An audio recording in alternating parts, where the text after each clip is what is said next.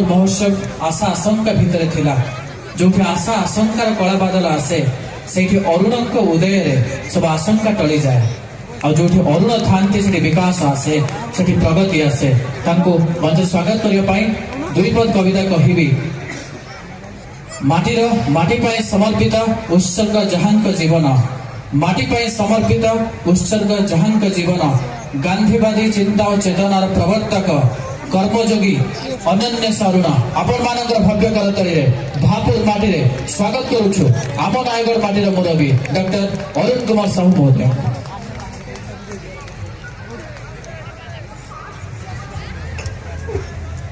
आज भापुर महोत्सव रे उपस्थित थिबा मोर समस्त माँ माने मोर समस्त गुरुजन माने समस्त युवक बंधु मान छुआ मैंने मंच सामने बसी समस्त निमंत्रित एवं निर्वाचित तथा मान्यगण्य व्यक्ति माने सांबादिक बंधु माने मंच उपरे आयोजक बंधु माने एवं अतिथि बंधु माने उपस्थित अच्छा यथा मो पूर्व जो माने वक्तव्य रखिले आमर नयागढ़ ब्लॉक चेयरमैन किशोर बाबू ओडगां ब्लॉक चेयरमैन मिटू बाबू संतोष बाबू वक्तव्य रखिले एवं ओडिशा रे वर्तमान जड़े आग धाड़ी जी निर्भीक भाव में सांबादिकता करुछंती अर्धेन्दु भाई वक्तव्य रखिले और सबुठ बड़ कथा है मिस्टर प्रधान वक्तव्य बहुत भल हो मिसेस प्रधान वक्तव्य सब भल हो तो दिहे जाक भल कहते मत सब आम कहबे आम शिशिर भाई तले बस खंपड़ा ब्लॉक चेयरमैन तेणुक वेणुबाबूर वक्तव्य कम कहीकि भल कहते ठोस कथा कहते बुद्धि पॉइंट कथा एवं सहधर्मी आम जे प्रार्थी थे भी देखिए कमा फुलस्ट भूल होनी तेणु तुम दी जन किए भल कह बर्तमान मो द्वंद्व पड़े तुम दी जाक डिसाइड कर घरे आसिक मत कह तुम भर किए भल कर उभयर कथा भल जो मैंने काम भल करते कथा भल हुए वर्तमान फतेहगढ़ राम मंदिर को द्वितीय अध्याय शह शह हजार हजार संख्यार लोक प्रतिदिन आसुच्च पूरा प्रचार हो गलानी सारा राज्य तेणु ये जो सर्किट बर्तमान है एपटे द्वितीय अयोध्या देखा आसवे सेपटे प्रभु नीलमाधव आद्य ठाकुर को देखा आसवे सेपटे सातकोशिया जीवे सेपटे दशपल्ला महावीर हूँ कुआरिया डैम हो तापरे नयागढ़ आसिले बलांगी पार्क हो दक्षिणकाली मंदिर सेपटे लड़ू बाबा शरणपुर तापरे पड़े रघुनाथ आमर ओडगाँ द्वितीकेश्वर अच्छा रणपुर मणिनाग देखिए ये जो बाटे फेरवा कथा फेर तेणु नयागढ़ जिला सामग्रिक भाव में पर्यटन मानचित्र में वर्तमान गोटे अग्रणी लाभ कर बाटर आसला जड़े इंडस्ट्रियलिस्ट शिल्पपति मत टेलीफोन कले आमर 30 जन एम्प्लॉय डायरेक्टर साथी जी कहले आप आसवा डेटा कहतु आम सपोर्ट करवा दायित्व आमर सी आसवे कौट रही कौन करेंगे कमी बुले आम उपर छाड़ी दिया तेणु गोटे आपको आज कही रखे अर्जुन भाई आप तो जड़े विशारद ओडिशा को जानते भल भाव में समस्त जाणी रखा दरकार नयागढ़ डिस्ट्रिक्ट है ड्राई डिस्ट्रिक्ट कहबार मान होशा जो 30टा जिला अच्छी 4-5टी जिले में विशेष किसी खनि ना मुनि ना पानी ना खनि ना कि आपणकर केउंझर जीवे मयूरभंज जीवे बालासोर जीवे भद्रक जीवे जाजपुर टू ढेंकानाल अनुगुल संबलपुर झारसुगुड़ा देवगढ़ ଆପଣ ସୁନ୍ଦରଗଡ଼ ବରଗଡ଼ରେ ତ 2-3 ଲକ୍ଷ ଟ୍ରକ୍ ବାହାରିବ। ଆପଣଙ୍କର ଏଣ୍ଟାର ବରଗଡ଼ରେ ଓଡ଼ିଶାର 30% ଧାନ ଉତ୍ପାଦନ ହେଉଛି। କଳାହାଣ୍ଡି ହଉ, ବଲାଙ୍ଗୀର ହଉ, ଯୋଉ ରାଜ୍ୟ ରାୟଗଡ଼ ଦେଖନ୍ତୁ, କୋରାପୁଟ ଦେଖନ୍ତୁ, ସବୁଠି କିଛି କିଛି ନେଚର ତାଙ୍କୁ ଦେଇଛି। ନେଚର ମାନେ ପ୍ରକୃତି ତାଙ୍କର ମାଟି ତଳେ ଦେଇଛି, ମାଟି ଉପରେ ମଧ୍ୟ ଦେଇଛି, ତାଙ୍କର ନ୍ୟାଚୁରାଲ ରିସୋର୍ସେସ୍ ଅଛି। କିନ୍ତୁ ନୟାଗଡ଼ ଡିଷ୍ଟ୍ରିକ୍ଟ ଗୋଟେ ଡ୍ରାଏ ଡିଷ୍ଟ୍ରିକ୍ଟ, ଏଠି ପ୍ରକୃତି ଆମକୁ ଦେଇନି। କେବଳ ତଳେ ମହାନଦୀ ଜଙ୍ଗଲ ଅଛି, ତା ବ୍ୟତୀତ ଆମ ପାଖରେ ଆଉ କିଛି ନାହିଁ। ଏବଂ ରେଳ ଲାଇନ ମଧ୍ୟ ସ୍ୱାଧୀନତାର ବହୁ ବର୍ଷ ପରେ ସଂଗ୍ରାମ କଲା ପରେ ଏବେ ଟିକେ ଦଶପଲ୍ଲା ଯାଏ ଆସିଛି, ବଲାଙ୍ଗୀର ଯାଏ ଗଲା ପରେ ଯୋଉଠି ରେଳ ଲାଇନ ଆସେ ତାପରେ ଇଣ୍ଡଷ୍ଟ୍ରି ମାନେ ଆସନ୍ତି। ଯଦି କଞ୍ଚାମାଲ ଥିବ ତାହେଲେ କଞ୍ଚାମାଲ ଯୋଉଥିବ ସେଠୁ ପରିବହନ କରିକି ଏଠି କାହିଁକି ଇଣ୍ଡଷ୍ଟ୍ରି କରିବେ? ତେଣୁ ଆପଣ ବାସ୍ତବ କଥାଟାକୁ ଜାଣିବେ। ଷ୍ଟିଲ୍ ଯେତେବେଳେ ଭୁବନେଶ୍ୱର, ଖୋର୍ଦ୍ଧା ସବୁ ଜାଗା ସାଚୁରେଟେଡ୍ ହେଇ ଆସୁଛି, ତାପରେ ନୟାଗଡ଼ ପାଳି ପଡ଼ିବ, ଯୋଉଟାକି ଆମର ଏଇ ସରକାର, ଆମ ସରକାର ଶେଷ ପର୍ଯ୍ୟାୟରେ ତାକୁ ଚିନ୍ତା କରାଯାଇଥିଲା। ମୋତେ ବହୁତ ଅଫିସର ଆଉ ବହୁତ ମାନେ ଯେଉଁମାନେ ବିଶେଷଜ୍ଞ କହିଥିଲେ ଆଉ ବର୍ତ୍ତମାନ ଜାଗା ମିଳୁନି, କାହିଁକିନା ବେଗୁନିଆ ବୋଲଗଡ଼ ପ୍ରାୟ ଜାଗା ସବୁ ଦିଆଯାଇଛି, ଇନକୋ ନେଇଯାଇଛି, ଦିଆଯାଇଛି। ବର୍ତ୍ତମାନ ଗୋଟେ ପୋଟେନ୍ସିଆଲ ଡିଷ୍ଟ୍ରିକ୍ଟ ହେଉଛି ନୟାଗଡ଼ ଡିଷ୍ଟ୍ରିକ୍ଟ, ଯୋଉଠି ଇଣ୍ଡଷ୍ଟ୍ରି ବଢ଼ିପାରିବ, କାହିଁକିନା ରେଲୱେ ଲାଇନଟା ହେଲା ପରେ।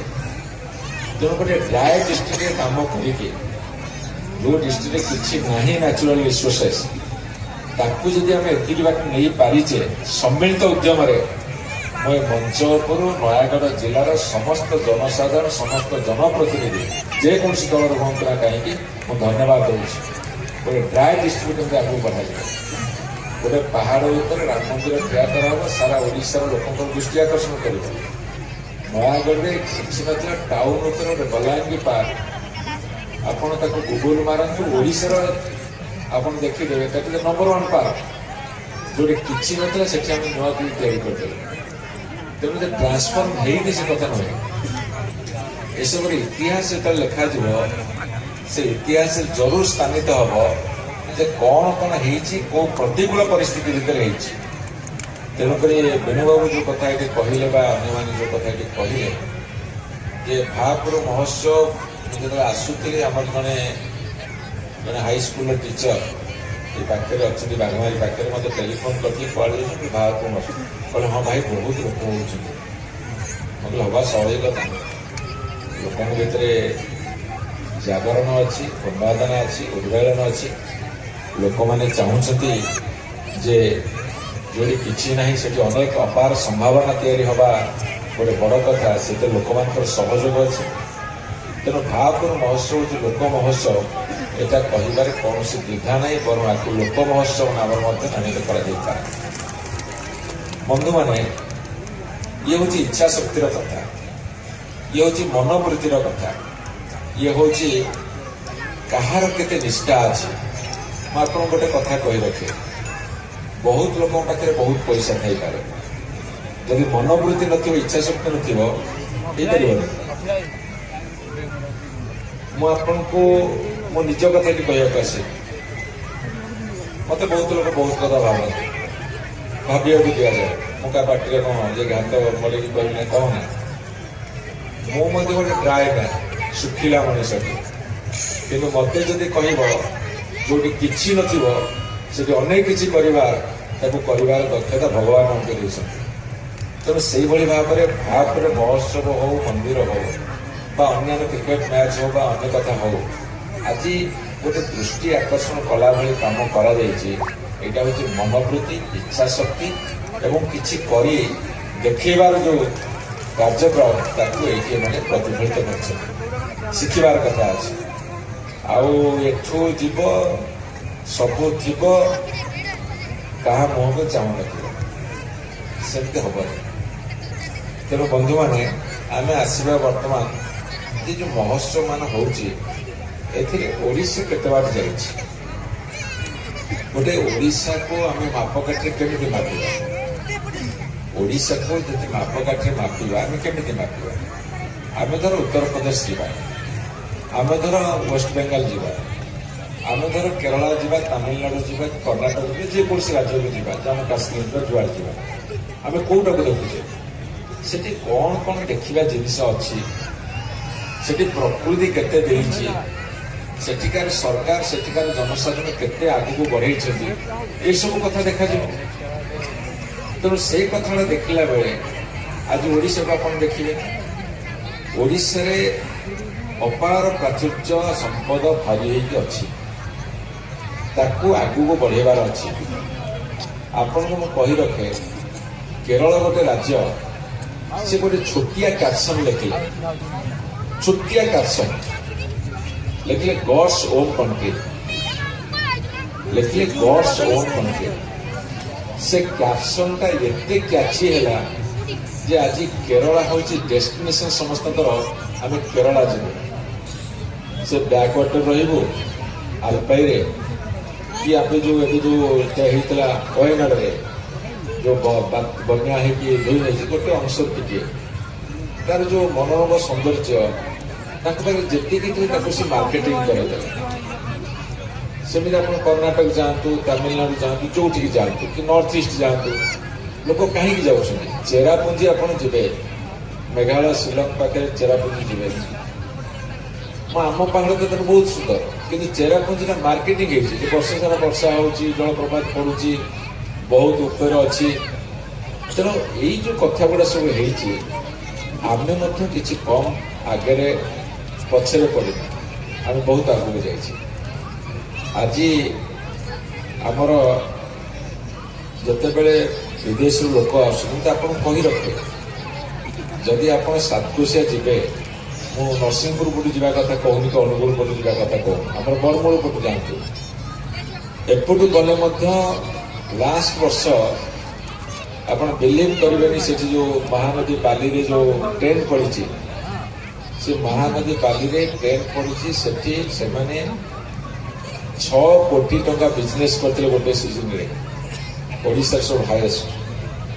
ଏବେ ଦାରିଙ୍ଗବାଡ଼ି ଶୀତ ଦିନେ ସୁଅ ଛୁଟିଛି, ତୁଷାରପାତ ହଉଛି, ମାନେ ଓଡ଼ିଶାରେ ସମ୍ଭାବନା ଅଛି ଏବଂ ତାହା ବର୍ତ୍ତମାନ ଆସୁଛି। ଆମେ କଣ ସ୍ଲୋଗାନ ଦେଲେ? Best kept secret. ଯେମିତି କେରଳ ସ୍ଲୋଗାନ ଦେଲା ଗଡ୍ସ ଓନ୍ କଣ୍ଟ୍ରି, ଆମର ସ୍ଲୋଗାନ ହେଲା ଓଡ଼ିଶାର ବେଷ୍ଟ କେପ୍ଟ ସିକ୍ରେଟ। ମାନେ ଆମର ସବୁ କଥା ସିକ୍ରେଟ ଥିଲା, ବର୍ତ୍ତମାନ ତ କେମିତି ବାହାରୁଛି, ଆପଣମାନେ ତାକୁ ଖୋଜିକି ବାହାର କରନ୍ତୁ। ଆପଣ ଦେଓମାଳି ଯିବେ, କୋରାପୁଟର, ସେଠି ନୈସର୍ଗିକ ସ୍ୱଳାରାଜି। କନ୍ଧମାଳ ଜିଲ୍ଲାକୁ ଗଲେ ଆପଣ ଯଦି ସୌନ୍ଦର୍ଯ୍ୟକୁ ଦେଖିବେ, ନେଚରକୁ ଦେଖିବେ, ତାହେଲେ କାହିଁରେ କଣ? ମୁଁ ତ 2 ବର୍ଷ ତଳେ ମୋ ନିର୍ବାଚନ ମଣ୍ଡଳୀରେ ବରକନ୍ୟା ଗୋଟେ ଜଳପ୍ରପାତ ଥିଲା, ମୁଁ ଜାଣିନଥିଲି। ଶରଣପଲ୍ଲୀ ଶିମିଳି ଝରଣ ଗୋଟେ ପାଣି ବାହାରୁଛି, ସେଇଟା ବହୁତ ସୋସିଆଲ ମିଡ଼ିଆରେ ଭାଇରାଲ ହେଲା। ମତେ ବାଣ୍ଠପୁର ପଞ୍ଚାୟତ ଲୋକ କହିଲେ, ଆମର ପୁରା କାନକାଇ ପାହାଡ଼ ଉପରେ ତାଠୁ ଭଲ ଅଛି, ଇଏ ତ ଖରାଦିନେ ଶୁଖି ଯାଉଛି, ଆପଣ ଏପ୍ରିଲ ମେ ମାସରେ ଶୁଖି ଯାଉଛି, ଆମର ବରକନ୍ୟାଟା ଏପ୍ରିଲ ମେ ମାସରେ ମଧ୍ୟ ତାଠୁ କେତେ ଗୁଣରେ ପାଣି ଆସୁଛି ଆପଣ ଦେଖିଲେ ହବ।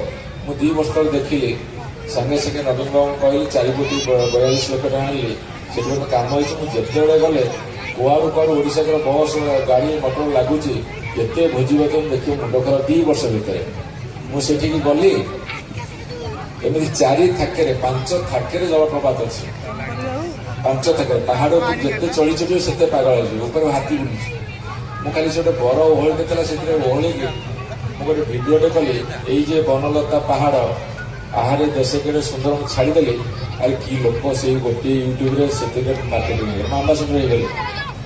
ତେଣୁ ମୋ କହିବା କଥା, ଏଠି ଆପଣମାନେ ଯେତେ ସବୁ ବସିଛନ୍ତି, ଆକୁ ଭିଡ଼ିଓ କରନ୍ତୁ, ଫଟୋଗ୍ରାଫି କରନ୍ତୁ, ଆମ ଭାବରୁ ଲେଖିକି ଟିକେ ପକାନ୍ତୁ, ତାକୁ ଆପଣମାନେ ପ୍ରଚାର କରିବେ, ପ୍ରସାର କରିବେ, ସେଇଥିରେ ଆପଣଙ୍କର ଗର୍ବ ଗୌରବ ବଢ଼ିବ। କାହିଁକି ବେଣୁବାବୁ କରିବେନି କି କିଛି ଜଣ ଲୋକ, ପ୍ରତ୍ୟେକ ଲୋକ କରିବା ଦରକାର। ଯୋଉ ମାଟିରେ ଆମେ ଜନ୍ମ ନେଇଛେ, ଯୋଉ ମାଟି ପାଣି ପବନରେ ଆମେ ଜନ୍ମ ନେଇଛେ, ବଢିଛେ, ନିଜକୁ ଗଢିଛେ, ଯଦି ସେଇ ମାଟି ପ୍ରତି ଟିକିଏ ଅବଦାନ ରଖିବା, ତାହେଲେ ଜୀବନ ସାର୍ଥକ ହବ। ଯଦି ସେଇ ଅବଦାନ ନ ରଖିବା, କେବଳ ଦର୍ଶକଟି ହବା ଏବଂ ଆମ ଭିତରେ ପ୍ରଶଂସା କରାକରି ହବା, ତାକୁ ଦୁନିଆ ନଜରକୁ ଆଣିବାରେ, ତାହେଲେ କିଛି ଲାଭ ହବନି। ଆପଣଙ୍କୁ କୋଉ ଖବରକାଗଜକୁ ଟେଲିଭିଜନ ଆମକୁ କହୁଛି କି? ମୁଁ ଆପଣଙ୍କୁ ଗୋଟିଏ ଉଦାହରଣ ହେଉଛି, ତୁଣ୍ଡ ବାଇଦ ସହସ୍ର କୋଷ, ତୁଣ୍ଡ ବାଇଦ ସହସ୍ର କୋଷ। ଆଜି ବଡ଼ ବଡ଼ ଟେଲିଭିଜନ ମାନେ ଯାହା ପାରୁନାହାନ୍ତି, ଆଜି ପୋର୍ଟାଲ ନ୍ୟୁଜ ମାନେ ତାଠୁ ଅଧିକା। ଆମର ଅର୍ଜୁନ ଭାଇ ସିଏ କହିଲେ କ'ଣ ନର୍ଥ ବୋଲି ମୁଁ ଜାଣିନି, ମୁଁ ତାଙ୍କୁ ଦେଖିଲି ମୋତେ ଲାଗିଲା ନିଜର ମଣିଷଟେ। ସେ ବହୁତ କଥା ମୋ ବିରୁଦ୍ଧରେ କରନ୍ତି, ସରକାର ଆମ ବିରୁଦ୍ଧରେ କରନ୍ତି। ମୁଁ ତାକୁ ଦେଖେ, ତାଙ୍କ କାମ ସେ କରୁଛନ୍ତି, ମୋର କ'ଣ ଅସୁବିଧା ହେଲା? ମୁଁ ଦେଖିଲି ନିଜର ବୋଲି ଭାବିଲି। ମୁଁ ଟିକିଏ ମାତ୍ର ଓରିଟ୍ ନୁହେଁ କି ବ୍ୟସ୍ତ ନୁହେଁ କି ବିବ୍ରତ ନୁହେଁ, କିଏ କ'ଣ କହିଲେ ନ କହିଲେ କ'ଣ ହେଲା। ମୁଁ ତ ସକାଳୁ ରାତି 12ଟା 18 ଘଣ୍ଟା ମୋ ପାଖରେ ସମୟ ନାହିଁ କୋଉଠି କ'ଣ ହବ ଚିନ୍ତା କରିବା ପାଇଁ। ଏତେ କଥା ମୁଣ୍ଡରେ କାହିଁ କରିବି? ମୋତେ ତ ଭଲ ଲାଗେ। ଯଦି ଜଣେ ନିର୍ଭୀକ ଭାବରେ ଗୋଟେ କଥା କହୁଛନ୍ତି କୁହନ୍ତୁ, ଯଦି ତା ଭିତରେ କି ଆମେଣ୍ଡମେଣ୍ଟ ନିଜକୁ କରିବା କଥା କରନ୍ତୁ। ଯୋଉ ମୁଁ ଆପଣ କହି ରଖେ, ଯୋଉମାନେ ଯେତେବେଳେ କିଛି ଗୋଟେ କରୁଛନ୍ତି ତା ଭିତରେ ମୋ ବି ଯୋଉଟା ଆବଶ୍ୟକ ମୁଁ ଯେତେବେଳେ ଗ୍ରହଣ କରି ନପାରିବି, ବରଂ ମୋର ଯଦି ଆମ ପ୍ରତି ବୈର ମନୋଭାବ ରଖିବ, ତାହେଲେ ତୁମେ ଶିଖିଲନି କି ଆଗକୁ ବଢିବାର ରାସ୍ତା ତୁମେ କାଢିଲନି, ବନ୍ଦ ହେଇଯିବ। ପ୍ରତ୍ୟେକ କ୍ରିଟିସିଜିମ୍ ଭିତରେ ତୁମକୁ ଶିଖିବାର ଅଛି, ଏଇଟା ବି ମୋ କଥା। ବେଣୁବାବୁ ଡରିବାର କିଛି ନାହିଁ, ଆଗକୁ ବଢ, କିଛି ନାହିଁ। ଏ ସ୍କିନ୍ ଭିତରେ ପୁରା ନାହିଁ। ବହୁତ ଲୋକ ବହୁତ କଥା କହିବେ, ଆଉ ମତେ ଯୋଉ ପ୍ରଶଂସା କଲେ ମୁଁ କରେଇଥିଲି, ବିଲକୁଲ ମୁଁ କରେନି। ବରଂ ଏ ମଞ୍ଚ ଉପରୁ ମୁଁ ଜିଲ୍ଲା ପ୍ରଶାସନ, ପୋଲିସ ପ୍ରଶାସନକୁ ଧନ୍ୟବାଦ ଦଉଛି, କଲେକ୍ଟର ଏସପି ସମସ୍ତଙ୍କୁ ଧନ୍ୟବାଦ ଦଉଛି। ବେଶୀ ଧନ୍ୟବାଦ ଆମ ଜିଲ୍ଲା ପରିଷଦ ପ୍ରେସିଡେଣ୍ଟ କାଳୁ ବାବୁ। ମୁଁ ତାଙ୍କୁ କହିଲେ କ'ଣ କିନ୍ତୁ ସେ କଥା ଏଠି ଆଲୋଚନାର କଥା ନାହିଁ। ଜିଲ୍ଲା ପ୍ରଶାସନକୁ ସାହାଯ୍ୟ କରୁଛି, ତାଙ୍କୁ ଏଇଠି ଧନ୍ୟବାଦ ଦେବା ଦରକାର, ରିଜଲ୍ୟୁସନ କରିବା ଦରକାର। ମହୋତ୍ସବଟା କାହାର ବ୍ୟକ୍ତିଗତ ନୁହେଁ। ମୁଁ ଯେତେବେଳେ ଆପଣଙ୍କୁ ଆଡ୍ରେସ୍ କଲି, ଅଂଶୁମାନ କରିଗଲୁ, ମୁଁ ଯେତେବେଳେ ଆଡ୍ରେସ୍ କଲି, ମୁଁ କୋଉଠୁ ଆଡ୍ରେସ୍ କଲି? ମୋ ରାଜନୈତିକ ଜୀବନ କାଳ ଭିତରେ ମୁଁ ବହୁତ ଆମେଣ୍ଡମେଣ୍ଟ ଆଣିଛି। ଆମେଣ୍ଡମେଣ୍ଟ ମାନେ ମୁଁ ମଞ୍ଚକୁ କେବେ ଆଡ୍ରେସ୍ କରିନି। ମୋର ଆଡ୍ରେସ୍ ଏବେ ଚେଞ୍ଜ କରୁଛି ବର୍ଷେ ହେଲା। ମୁଁ ଆରମ୍ଭ କରି ମୋର ମା ମାନେ, ଗୁରୁଜନ ମାନେ, ଭଉଣୀ ମାନେ, ଭାଇ ମାନେ ସେଇପଟୁ ଆଣେ ଏପଟକୁ। ଯଦି ସେମାନେ ନଥାନ୍ତେ ଆମେ କିଏ ହବ? ଆମେ କ'ଣ ଗଛ ପତ୍ର ଲାଇଟ୍ ଖୁଣ୍ଟ ଟେଣ୍ଟ କହିଥାନ୍ତି? ଏଇ ବର୍ତ୍ତମାନ ମୋ ଭାଷଣ ବୋଧେ ମିନିମମ୍ 30,000 ଲୋକ ଶୁଣୁଛନ୍ତି, ଆଉ 20,000 ଲୋକ ପାଉଛନ୍ତି ବୁଝୁଛନ୍ତି। 30,000 କମ୍ ନୁହଁ ଭାଇ। ଆମେ ଗୋଟେ ପ୍ରୋଗ୍ରାମ କଲା ବେଳକୁ ଅଣାୟତ ହେଇଯାଉଛି, ଏତିକି ଲୋକ ଆଣିବାକୁ କେତେ ଖର୍ଚ୍ଚ ହଉଛି ଆମେ ଜାଣିଛୁ। ତମେ ଖାଲି ଟେଣ୍ଟ ବାନ୍ଧିଲ, ଷ୍ଟେଜ ବାନ୍ଧିଲ, କିଛି କଲଚରାଲ ଗ୍ରୁପ ନେଇ ଆସିଲ, ଆମ ଭଳିଆ ଅତିଥି ମାନେ ସମୟ ମିଳିକି ବର୍ବାଦ କରୁଛୁ। ବେଶୀ କହିବା କଥା ନା, ଲୋକ କଲଚରାଲ ପ୍ରୋଗ୍ରାମ ଦେଖିବେ। ଯାହା ସମସ୍ତେ ଧନ୍ୟବାଦ, ଅଳ୍ପ ଅଳ୍ପ କହିଛନ୍ତି, ମତେ ଟିକେ ବେଶୀ କହିବାକୁ ପଡ଼ିଲା। ମୁଁ ଟିକେ ବେଶୀ ନ କହିଦେଲି ତମ ମନ ପୂର୍ଣ୍ଣଥିଲି, ମୋ ପେଟ ପୂର୍ଣ୍ଣଥାନ୍ତି, ସେତିକି କହିଦେଲି। ମତେ ଟିକେ ଶୁଣନ୍ତି, ମୁଁ କାହିଁକି ଏମିତି ଗର୍ବ କରିବି, ମତେ ଶୁଣନ୍ତି ଟିକେ। ତେଣୁକରି ମୁଁ ବାକି ଇଆଡ ସିଆଡୁ କହୁଛି, ମୂଲ୍ୟବାନ କଥା କହୁଛି। ଆମେ ଏତେ ସବୁ ବାନ୍ଧିଦେଲା ପରେ ଯଦି ଲୋକମାନେ ଆସନ୍ତେ, ମଥୁରା କାଲି ଯାହା ସବୁ ଅଛି ନିଜେ ଅନୁମାନ କରୁଛୁ, ବୁଝିଲେ? ଲୋକଙ୍କର ଶ୍ରଦ୍ଧା, ଲୋକମାନେ ଆନନ୍ଦ, ଯୋଉଠି ଲୋକମାନେ ଆନନ୍ଦ ପାଉଛନ୍ତି ସେଠି କୌଣସି କଥା କେବେ ଅଟକିବ ନାହିଁ। ସେଇଥିପାଇଁ ଆମେ ସମସ୍ତେ ଏକ ହେବା ଦରକାର, ପ୍ରତିବନ୍ଧକ କେହି ହେବା ଉଚିତ ନୁହେଁ। ମୁଁ ତ ଆଉ ଗୋଟେ କଥା କହି ରଖିଛି, ମୁଁ ଯେତେବେଳେ ମୋର ବି ଯେତେବେଳେ ପ୍ରୋଗ୍ରାମ ହଉଛି ନୟାଗଡ଼ରେ, ମୁଁ କହିଲି ଯିଏ ଡାକୁଛ ମୁଁ ଯିବି। ମତେ ଖଣ୍ଡପଡ଼ା ମହୋତ୍ସବରେ ଡାକିଲେ ଗଲି, ରଣପୁର ମହୋତ୍ସବ ଡାକିଲେ ଗଲି। ମୁଁ କହିଲି ଆମର ବି ଯାଉ, ତମେ ଯୋଉ ଦଳ ଆସ। ମୁଁ ପିଲାଙ୍କୁ କହିଦେଇଛି, ଏମିତି ହଉ ଚେୟାରମ୍ୟାନ ସତରା ମିଛ। ମୁଁ କହିଲି ଆସ, ରାଜନୀତି ମଇଦାନରେ ଯେତେବେଳେ ଛିଡା ହବ ସେତେବେଳେ ଲଢେଇ ଜରୁର ହବ, କିନ୍ତୁ ସାଂସ୍କୃତିକ କାର୍ଯ୍ୟକ୍ରମ, ଖେଳ, ନାଚ, ଗୀତରେ ଟିକେ ରାଜନୀତି ଥୋଇଦେଲେ ଏ ସମାଜର ଉତ୍ତରୋତ୍ତର ଉନ୍ନତି ହବ। ଏଟା ମୋ ଚିନ୍ତାଧାରା। ମୁଁ ତ ସକାଳୁ ପ୍ରେସ୍ କନଫରେନ୍ସ କଲି ଯୋଉଦିନ ଜିଲ୍ଲା ମହୋତ୍ସବ ହେଲା, ପ୍ରେସ୍ କନଫରେନ୍ସ କରିକି ଯାତ୍ରା କଲି, ସନ୍ଧ୍ୟାବେଳେ ଆସିକି ବସିଲି ତାଙ୍କ ମିଟିଂରେ। କ'ଣ ଅସୁବିଧା ହେଇଗଲା? ଆଜି ତ କହିକି ଆସିଛି, କାଲି ତ କହିଥିଲି। ଯୋଉ କଥା ଅର୍ଜୁନ ଭାଇ କହିଲେ କାଲି କହିଲି, ମୁଁ କହିଲି ନଙ୍ଘା ତଣ୍ଟିଆ କାହିଁକି ଦେଇଛ କୁହ? କିଛି ଅସୁବିଧା ନାହିଁ। ଯେତେବେଳେ ରାଜନୀତି ମଇଦାନରେ ରାଜନୀତି କରିବା, ଲଢେଇ ମଇଦାନରେ ଏଇଭଳିଆ ମଞ୍ଚକୁ ଆସିଲା ପରେ ଗୋଟେ କଳାକାର ନାଚିବ। ବେଣୁବାବୁ ଫଙ୍କସନ କରିଛନ୍ତି ବୋଲିକି ତାଙ୍କ ବିରୋଧୀ ଯିଏ ନାଇଁ ମୁଁ ଏହାର ଅନେକ ପଛକୁ ନେଇছিল ବୋଲି ହିମାନ ସାଙ୍ଗରେ ଗୀତ ଗାଇବ, ସେ କ'ଣ କହିବ ନା ବିଜେଡି ଲୋକ ଶୁଣ, ଅନ୍ୟ ପାର୍ଟିର ଲୋକ ଶୁଣିବେନି? ତେଣୁକରି କଳା ସଂସ୍କୃତି କ୍ରୀଡ଼ା ଏସବୁର ରାଜନୀତି ନଥାଏ ବା ଏସବୁର ପ୍ରତିଦ୍ୱନ୍ଦିତା ନଥାଏ ରାଜନୀତି କ୍ଷେତ୍ରରେ। ଆମେ ସେତିକି ঊର୍ଦ୍ଧ୍ୱକୁ ଉଠିବାକୁ ପଡ଼ିବ।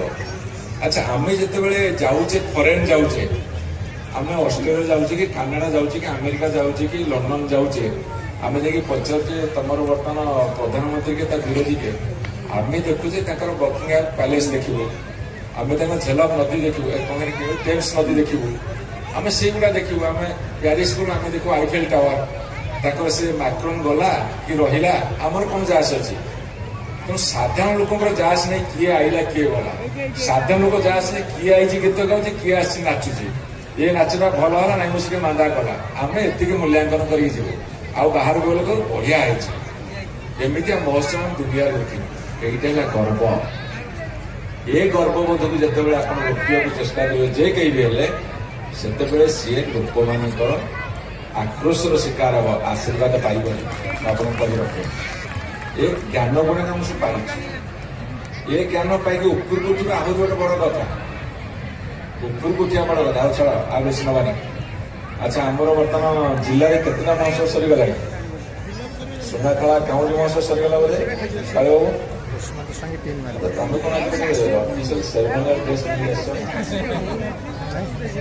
ଚେୟାରମ୍ୟାନ ସୁନ୍ଦରିଆ ହେଇଗଲେ ଆଉ ସବୁ କଳା ପିନ୍ଧଛନ୍ତି। ଦେଖୁନ ବେଣୁବାବୁ କଳା, ସନ୍ତୋଷ ବି କଳା ପିନ୍ଧଛନ୍ତି,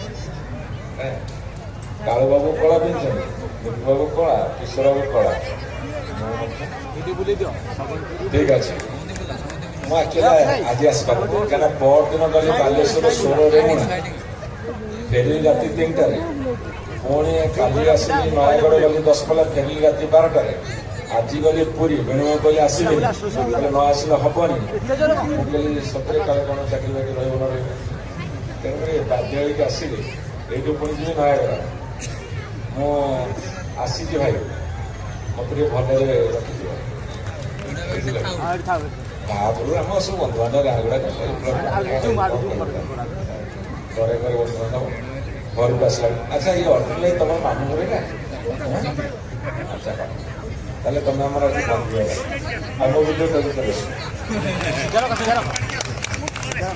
ହଉ, ଏଇ ଯୋଉ ଅଂଶୁମାନ ପିଲାଟି ନୁହଁ ଏଇଟା, ଏ ପିଲାଟା ଗୋଟେ ତାର ଫେସବୁକ୍ ଯିବ, ସେ ଯୋଉ କବିତା ଆବୃତ୍ତି କରୁଛନ୍ତି ଓଡ଼ିଶାରେ ବର୍ତ୍ତମାନ ସେ number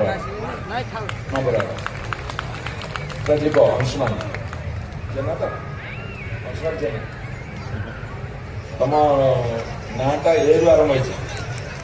the first letter of the word earth, that is A, Adam. ମୁଁ ବି ଏ। ମଞ୍ଚଟା ଗୋଟେ ବଢିଆ ମଞ୍ଚ। ତମର କଣ କହିଲେ, ଜୀବନର ଶେଷ ରକ୍ତବିନ୍ଦୁ ଥିବା ଯେ ଲଢିବ, ଏଠି ଯୁଦ୍ଧ ହଉଛି। ତମେ ଯାହା କହିଛ ତମର ମୃତ୍ୟୁ ହବନି। ଆଉ ତମେ ଯାହା କହିଲି ତମ ମୃତ୍ୟୁ ଅଛି। ଆଉ ତମେ ଯୁଦ୍ଧ ଯିବ, ଫଙ୍କସନ ଜରୁର ହବ। ସୁନାଖଳା କାଉଁରୀ ମହୋତ୍ସବ ସରିଛି। ରଣପୁରର ମହୋତ୍ସବ ଯେ ଅର୍ଜୁନ ଦେଇଛନ୍ତି, ଶରଣପୁର ମହୋତ୍ସବ ଦେଇଛନ୍ତି ଭଣ୍ଡାର, ଏବଂ ଓଡଗାଁ ମହୋତ୍ସବ ମିଟୁବାବୁ କରିବେ ଫେବୃଆରୀ 5-7-8 କରିବେ। ନୂଆଗାଁ ବ୍ଲକର ମହୋତ୍ସବ ନା ପଞ୍ଚୁବାଣ୍ଡ ମହୋତ୍ସବ, ଆଉ ଦଶପଲ୍ଲାର ମହୋତ୍ସବ ନା ହେଉଛି କୁଆଁରିଆ ମହୋତ୍ସବ। ଗଣିଆରେ ଲଙ୍କା ପୋଡ଼ି ଭଳି ମହୋତ୍ସବ କରୁଛନ୍ତି। କଣ୍ଟିଲୋରେ ମାଘ ମେଳାରେ ହବ। ଖଣ୍ପଡ଼ା ମହୋତ୍ସବ ସରିଗଲା, ଆଜି ଭାପୁର ମହୋତ୍ସବ ଚାଲିଛି। ଆଉ ସବୁଠୁ ଜିଲ୍ଲା ସ୍ତରରେ ନୟାଗଡ଼ ଜିଲ୍ଲା ମହୋତ୍ସବ। ଆମ ଜିଲ୍ଲା ପଛରେ ପଡ଼ିଛି। ନୟାଗଡ଼ ଜିଲ୍ଲା ଯିଏ ଷ୍ଟ୍ରଗଲ କରିକି ଲଢ଼େଇ କରିକି ଯୋଉ ଜିଲ୍ଲା ପ୍ରଗତି ପଥରେ ଆଗକୁ ବଢୁଛି, ଏ ମୋର ମା ମାନେ, ଗୁରୁଜନ ମାନେ, ଯୁବକ ବନ୍ଧୁ ମାନେ, ସମସ୍ତ ପ୍ରତିନିଧି ମାନେ, ମାନ୍ୟଗଣ୍ୟ ବ୍ୟକ୍ତି ମାନେ, ଆମେ ଅଣ୍ଟା ଭିଡ଼ିବା। ଆମ ଜିଲ୍ଲାର ଗର୍ବ ଗୌରବକୁ ସମଗ୍ର ଓଡ଼ିଶାରେ ପ୍ରତିଷ୍ଠିତ କରିବା ପାଇଁ ଏହି ମହାର୍ଘ ମହୋତ୍ସବରେ ଆଜି ଆମେ ଶପଥ ନେବାର ଦିନ। ଏତିକି ମୋର ଆହ୍ୱାନ ରହିବ। ଚାହେ ଯେତେ ବାଧାବିଘ୍ନ ଆସୁ, ସବୁକୁ ଅତିକ୍ରମ କରି ଜିଲ୍ଲା ପାଇଁ ଆମେ ଯଦି କିଛି ନ କରିପାରିବା, ତାହେଲେ ଆମ ଜୀବନରେ ସେତେଟା ସାର୍ଥକତା ପାଇବା ନାହିଁ। ଏଇଟା ହେଲା ଆଜି ରିଜଲ୍ୟୁସନ। आपण मात्र कल्चरल प्रोग्राम देखिए। समस्त बहुत बहुत धन्यवाद। नमस्कार। जय हिंद।